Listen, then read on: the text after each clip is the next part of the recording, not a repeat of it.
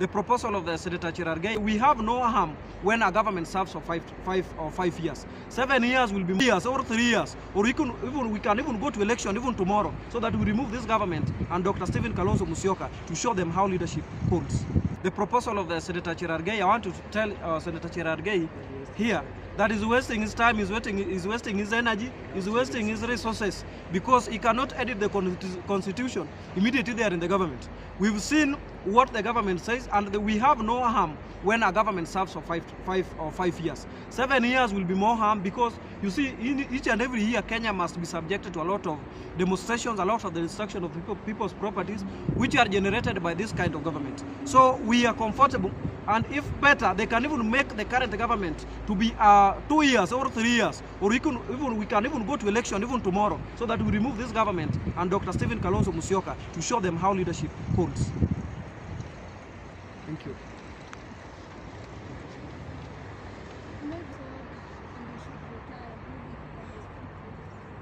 I think the best person who should retire is Didmas Barras. Dr. Stephen Kalonzo Musyoka, his political history in this country, it has really enriched a lot of people, because he has also molded people, and also his track records in all the positions that he has held in this country is very clean. I think if we entrust him, because if he was the vice president with the President Mwai Kibaki, the late President Mwai Kibaki, and he did splendid work, and there's no corruption cases, and also our party leader, he has not been confronted to any court to go and answer any questions on corruption or investment of the public funds.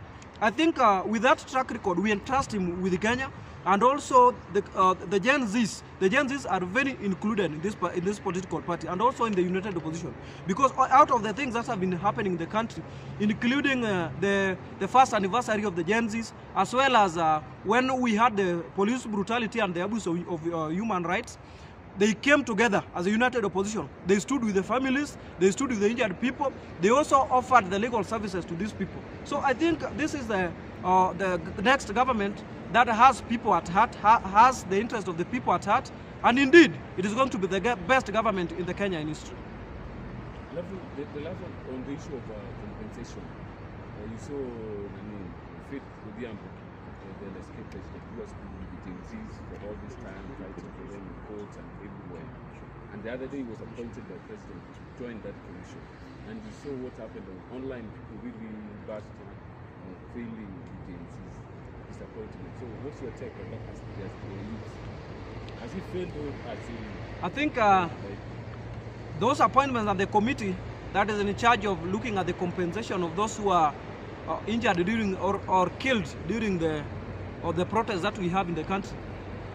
I don't know why the government has dropped the functions of the Kenya National Human Rights and also give it to a different body. I think we should pick it from there.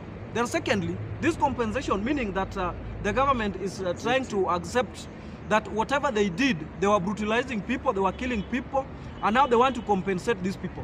I don't know the framework that these people are going to use to compensate, but from my end, the first people that are supposed to be brought to book is the Interior Cabinet Secretary, the PSS, who are seeing people are being killed, and now they are accepting and they want to compensate this family. Nobody can compensate a life.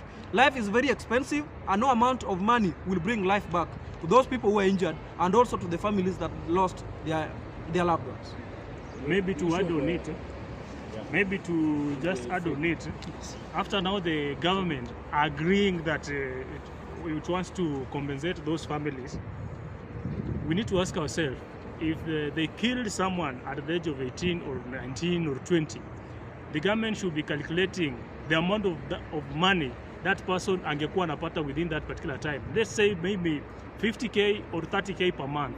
We calculate for each month, per year, then for the period that this person angekuwa anaishi na serve this nation. Because if you die at 20, na ulikuwa bado na 40 years, we do the calculation like that. All the same, we don't agree, but we appreciate the court because it is on hold. We cannot be taking functions of a certain body, giving other individuals in the name of trying to silence them. The reason why that committee was put in place, it is very clear. The government wanted to silence those people who have been asking about those other questions concerning those people that were killed. I see nothing new there.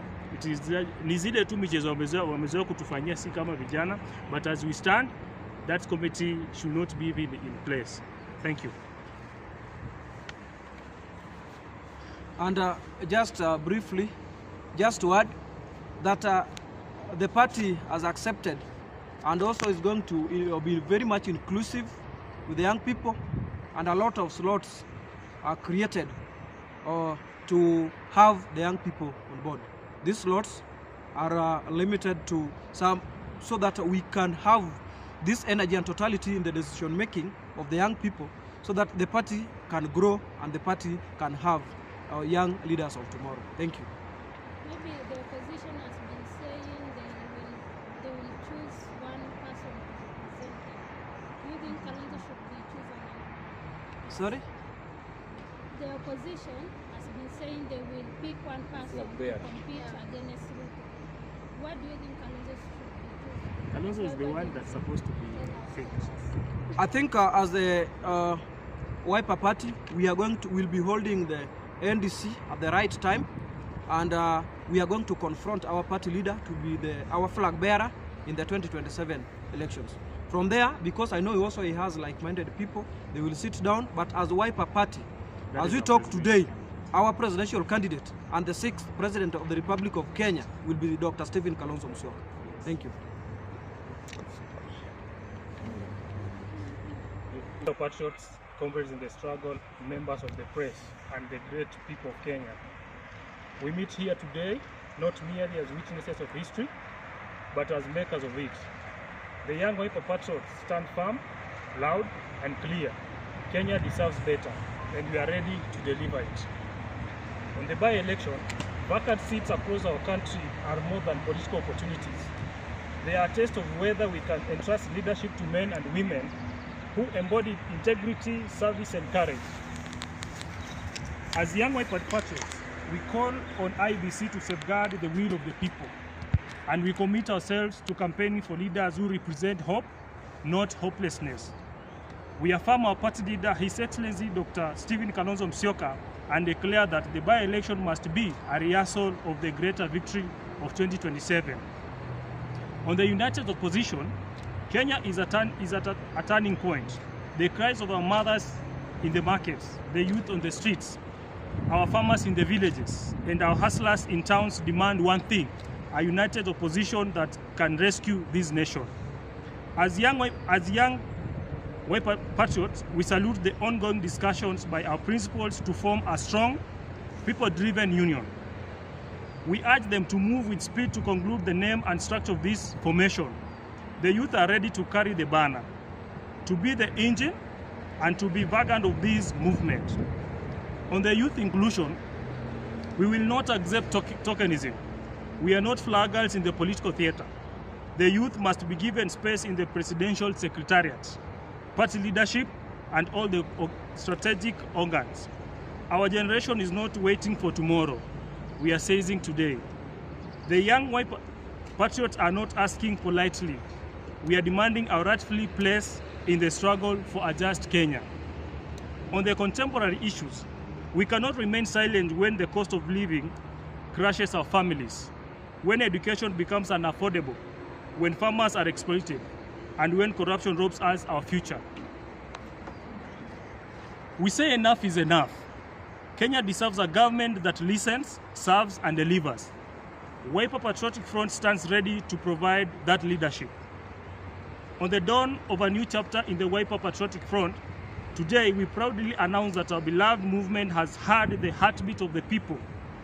On 10th of October, during the National Leadership Conference, the Wiper Democratic Movement will be reborn as Wiper Patriotic Front. This rebrand is not just about a name. It's about a renewed spirit, a sharper vision, and a stronger commitment to our nation. It is about patriotism, integrity, and unity of purpose. As young Wiper Patriots, we are the face of this new dawn. We are the vibrancy, the fire, and the unstoppable wave that will sweep across this nation. In conclusion, we reaffirm our loyalty to the party leader, His Excellency Dr. Stephen Kalonzo Musyoka, and to the wider opposition family. We stand as a youth who will not be silenced, who will not be sidelined, and who will not be stopped. Kenya deserves better. The youth are ready. The Wiper Patriotic Front is here. The time for change is now. May God bless you all, and may God bless Kenya. Thank you. Maybe if there are any questions. This is Felix from Kenya. I would like maybe to ask some of the individuals, in fact normal people, right now at some point they are not easily convinced concerning any party right now. What can you maybe tell Kenyans, if possible, can convince them when it comes to matters concerning winning their trust? Because some of the politicians right now wanaonekana ni kama like hawaeleweki vizuri. An example, because I trust example, within our united opposition, yes, we haven't seen such characters, unless you pinpoint one, but we have not. Or maybe, Chair, you have something?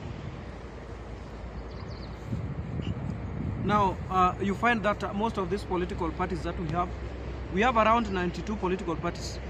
Wiper Patriotic Front is deemed fit for the youth, because one of the reforms that the party has done is that it is rebranding so that it can tap the energy of the young people, especially the Gen Zs. And also when the party is going to form its manifesto, the manifesto will be based on giving hope and affirmation that 2027 and beyond, that is the next government, it will belong to the young people. Also, it is going to give a lot of youth spaces within the party, also to grow their interest, also to grow politically, because we always say that youth are the future leaders of this country. Thank you.